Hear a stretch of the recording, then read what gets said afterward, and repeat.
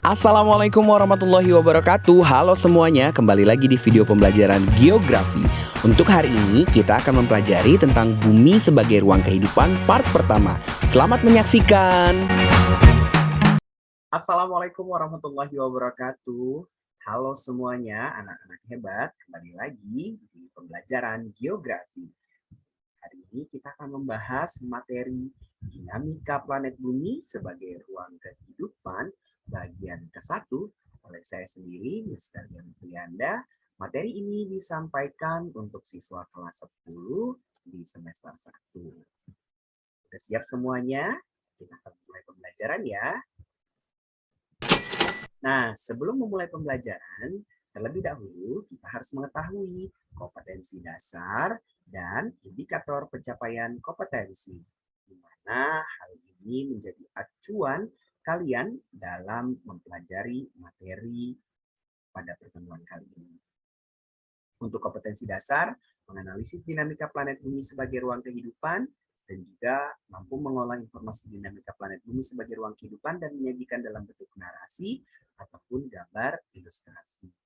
Kemudian ada pun dengan indikator pencapaian kompetensinya, mendeskripsikan hipotesis mengenai terjadinya jagat raya tata surya, mengidentifikasi proses terjadinya bentuk sifat jagat raya, mengidentifikasi revolusi dan rotasi bumi, menjelaskan sejarah perkembangan bumi, mengidentifikasi karakteristik lapisan bumi, serta mengolah informasi dinamika planet bumi dan ruang kehidupan dan menyajikannya dalam bentuk narasi ataupun gambar ilustrasi.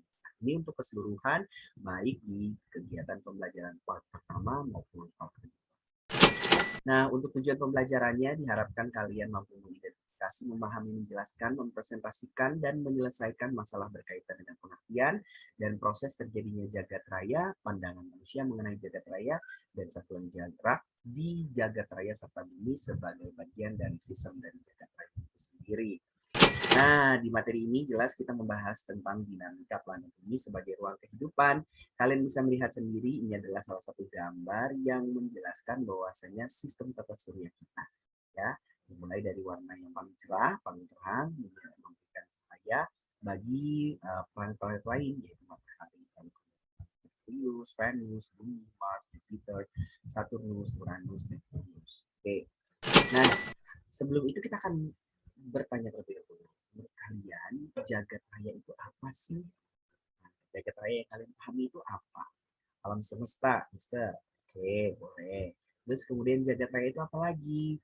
Jagat raya adalah ruangan yang meluas ke segala arah atau alam semesta yang terdiri dari ribuan galaksi dan juga bintang-bintang yang ada di dalamnya. Nah, apa bedanya galaksi, apa bedanya bintang, apakah itu alam semesta, dan bagaimana sistem tata surya? Yuk kita bahas satu persatu. Yaitu teori-teori terbentuknya jagat raya atau alam semesta. Dimulai dari teori mengembang dan memampang. Pada teori ini dijelaskan bahwasanya jagat raya itu terbentuk karena adanya siklus materi yang mengembang akibat reaksi inti hidrogen. Lalu kemudian terbentuklah yang namanya alam semesta.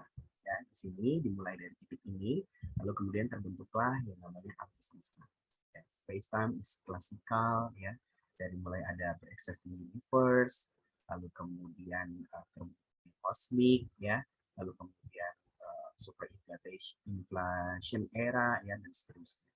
Nah, ini teori mengembang dan mengembang. Nah, berikutnya lagi tadi sudah dijelaskan juga ada teori keadaan tetap. Nah, teori keadaan tetap yang disampaikan oleh Sir Fred Holt, dia menjelaskan bahwasanya alam semesta ini tidak berawal dan tidak berakhir. Alam semesta ini sudah ada dalam proses penciptaannya dan kemudian mengalami perubahan dari waktu ke waktu. Tapi dia menyebutkan, menjelaskan, mendeskripsikan bahwasanya alam semesta ini tetap tidak berubah. Ya, seperti itu. Lalu kemudian ada juga teori ledakan besar yang dikenal juga dengan teori Big Bang, disampaikan oleh Edwin Hubble, di mana menjelaskan bahwasanya galaksi itu berasal dari massa tunggal yang menyimpan suhu dan energi yang tinggi sehingga menimbulkan ledakan yang maha dahsyat. Fluktuasi kuantum di sini, ya, ini dari suhu energi yang akhirnya kemudian menimbulkan ledakan yang maha dahsyat. Lalu kemudian mengalami proses perkembangan sampai dengan saat ini. Ini ya, pengembangan ledakan dahsyat sampai dengan saat ini.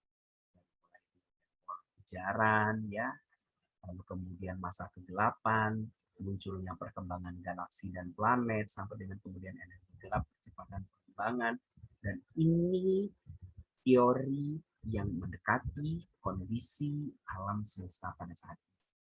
Setelah teori keadaan tetap, teori ledakan besar, selanjutnya yaitu kita lihat secara fakta dan kelebihan serta kekurangan dari ketiga teori ini terlebih dahulu. Teori mengembang dan memampat, di mana menjelaskan gumpalan yang tersusun oleh hidrogen yang sudah menjadi bintang akan melakukan kontraksi secara perlahan. Dari teori keadaan tetap, jagat raya itu tidak berawal dan tidak juga berakhir. Ya, dianggapnya jagat raya ini akan selalu sama. Yang terjadi hanya perubahan-perubahan alam. Nah, selalu tercipta bahan baru akibat perubahan alami tadi yang akan menjadi galaksi baru. Nah, berbeda dengan fakta ataupun pemilihan besar, mendekati kebenarannya secara ilmiah. Maka dari ketiga teori ini jelas teori ledakan besar atau teori Big Bang itu adalah teori yang secara kebenarannya sangat mendekati secara ilmiah. Dan kita pahami ya untuk saat ini pun ledakan besar paling tepat dalam proses penggambaran alam semesta.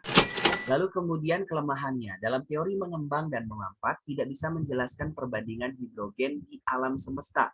Jumlah hidrogen lebih berlimpah daripada helium. Pada teori keadaan tetap tidak bisa menjelaskan mengapa jagat raya mengembang. Tidak bisa menjelaskan mekanisme terbentuknya materi baru. Dan teori ledakan besar tidak bisa menjelaskan akhir dari Big Bang itu sendiri. Ya. Nah, selanjutnya kita lihat tata surya sebagai ruang edar bumi. Dalam sistem tata surya, yang namanya tata surya, itu memiliki beberapa komponen. Beberapa hal yang menyatukan sehingga dia bisa dikatakan sebagai tata surya. Pertama adalah pusat dari tata surya itu sendiri. Dalam hal ini, tata surya kita, pusatnya adalah matahari. Nah, selain matahari ada apa lagi? Ada planet-planet. Ya, planet-planet yang mengelilingi matahari sebagai pusat peredaran. Kemudian ada satelit. Satelit itu adalah sebuah alat bantu yang dibuat oleh manusia dalam hal ini untuk membantu proses perekaman ataupun kejadian-kejadian antariksa yang ada. Selain itu juga ada satelit-satelit yang memiliki planet-planet secara alamiah. Lalu kemudian ada asteroid. Apa itu asteroid? Asteroid adalah benda-benda langit. Ya, benda-benda langit yang kemudian ada di alam semesta. Selanjutnya komet, yaitu bintang berekor, di mana komet itu memiliki cahaya sendiri. Berbeda dengan planet, planet itu dia mendapatkan cahaya dari mana? Dari matahari, yang merupakan bintang besar. Ya. Lalu kemudian kalau komet tadi bintang kecil yang dia memiliki cahaya sendiri ya, dan berekor. Nah, selanjutnya teori nebula. Nah, teori nebula atau teori yang disampaikan oleh Immanuel ya Swedenborg, dia menjelaskan ya nebula berasal dari gas dan debu sebagian besar menjadi matahari. Membentuk matahari dari planet lain yang berpijar, matahari berputar pada porosnya, lalu kemudian terbentuklah atmosfer. Jadi ya dia dimulainya dari diffusion close ya, close, diffusion close, dense close, lalu kemudian accretion disk, lalu kemudian muncullah yang namanya ya. Nah selanjutnya ada teori planetesimal, Thomas Camberman. Gas yang meledak keluar dari atmosfer matahari, kemudian mengembun, membeku sebagai benda-benda yang padat dan juga kecil, lalu terbentuklah yang namanya planet-planet. Jadi dalam teori planetesimal dijelaskan bahwasanya planet-planet itu adalah bagian dari gas yang meledak yang keluar dari atmosfer matahari. Lalu mengalami proses pengembunan, membeku, dan benda-benda padat tersebut menjadilah planet. Lalu kemudian ada teori pasang surut yang disampaikan oleh James Jeans dan Harold Jones. Ya. di mana menjelaskan bahwasanya materi yang tertarik dalam bentuk gas itu mengalami proses pendinginan menjadi bola yang cair, yang selanjutnya memadat, lalu kemudian menjadi benda-benda luar angkasa yang pada akhirnya membentuklah sistem tata surya dengan planet-planet dan matahari. Lalu kemudian ada teori bintang kembar, ya, di mana teori bintang kembar menjelaskan bahwasanya matahari adalah bintang kembar loh. Kemudian salah satu bintangnya yang merupakan matahari kedua mungkin atau matahari yang pertama mengalami proses yang dikenal dengan meledak. Ya, meledak dan pecahannya mendingin membentuk planet-planet dan satelit. Sedangkan satu matahari yang tadi, satu bintang kembar yang tadi itu bertahan menjadi matahari. Sedangkan yang satu tadi meledak membentuk planet-planet. Itu teori kita. Nah, lalu kemudian ada teori protoplanet. Tata surya terjadi akibat adanya penurunan awan, gas debu, ya, yang terdapat di antara ruang bintang. Nah, partikel-partikel debu jelas mengalami proses tarik-menarik menuju pusat awan, membentuk bola yang berputar, yang pada akhirnya ya dia akan berubah menjadi yang namanya cakram. Nah, cakram itu akan terus mengalami proses perputaran sehingga bagian tepi terlempar keluar membeku menjadi planet-planet dan juga asteroid, ya. Mulai dari seperti ini bentuknya, lalu kemudian mengalami partikel debu-debu tertarik ya menuju ke pusat awan, lalu kemudian membentuk bola berubah menjadi cakram dan seterusnya perputaran, lalu kemudian terbentuklah sistem rotasi surya. Nah, itu teori protoplanet.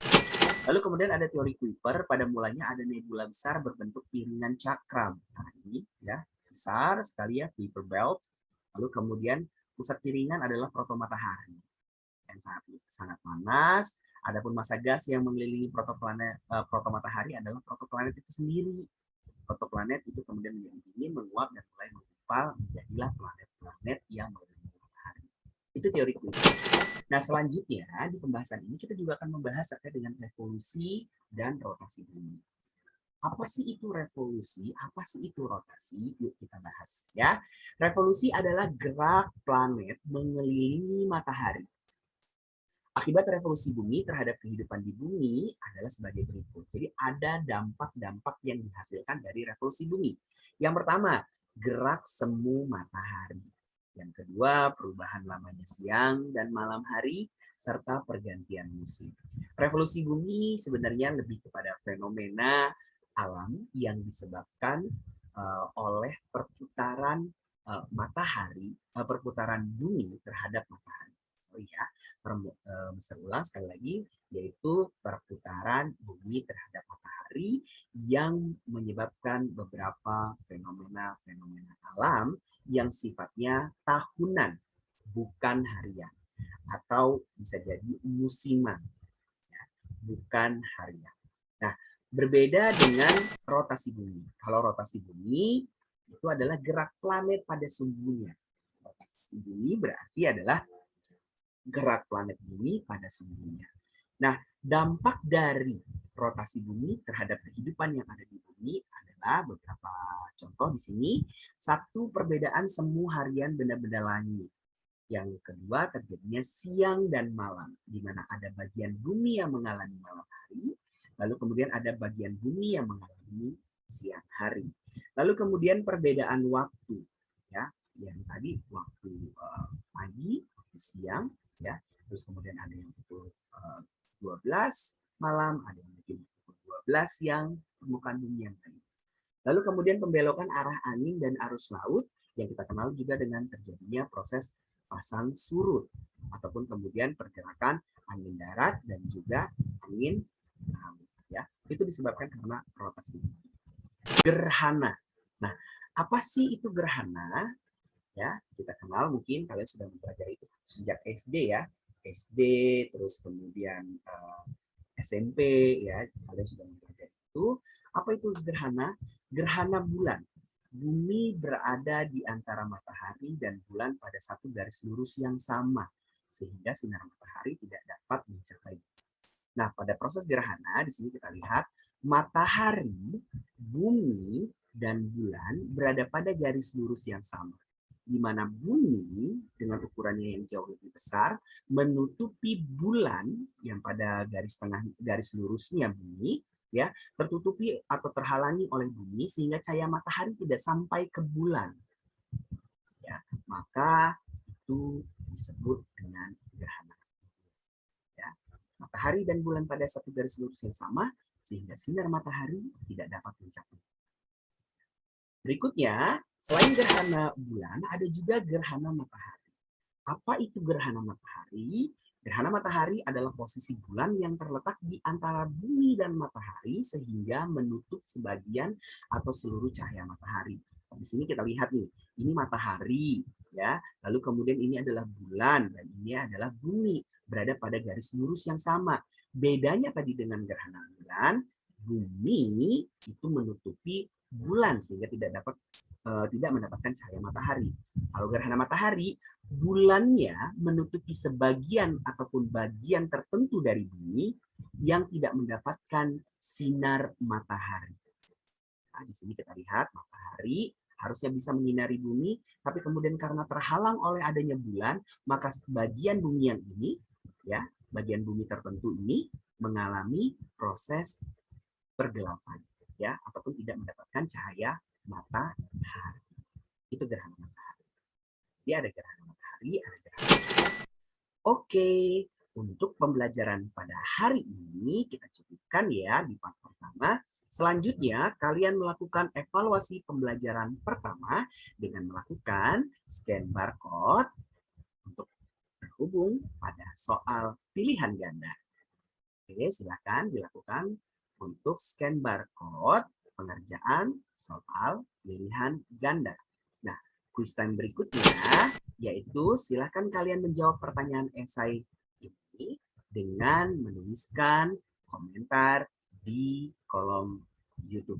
Ya, silakan di YouTube ini kalian menjawab pertanyaan esai. Jelaskan menurut pendapatmu apakah perbedaan mendasar ya dari teori keadaan tetap dengan teori ledakan besar. Yuk dijawab, dikerjakan, tuliskan, jangan lupa ya asal sekolah, nama lengkap dan kelasnya. Oke. Terasa cukup sampai dengan di sini untuk pembelajaran kita hari ini. Thank you so much for your attention. Terima kasih. Stay healthy and stay happy ya guys. Assalamualaikum warahmatullahi wabarakatuh.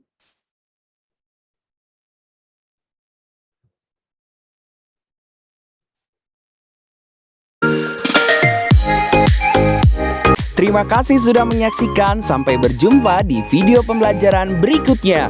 Wassalamualaikum warahmatullahi wabarakatuh.